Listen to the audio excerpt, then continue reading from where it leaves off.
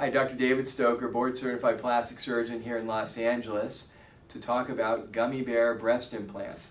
Here we have a beautiful 50-year-old mom who underwent removal and replacement of her pre-existing implants.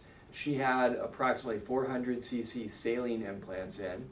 The feel was not as authentic as a natural breast or the gummy bear implants, so we decided to consider the latest and greatest implant style when increasing the size of our implants. So we chose the Sientra textured round cohesive gel implants.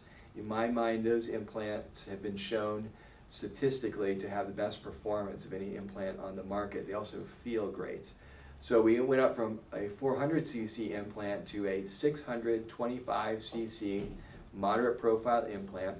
We use the same inframammary incision that was used previously. We're a few months out now at least, and you can see here it's healing really well. You can barely see a little line. It's beautifully concealed right where her crease is.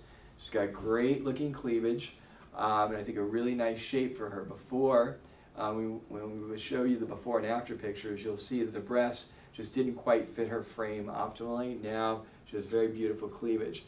One of the things that's also key for our viewers out there is to remember sun protection. Okay, she's got this beautiful skin where the sun doesn't shine so much, but you see in the center here where most people do get a lot more sun, especially after breast surgery, they tend to reveal that area more.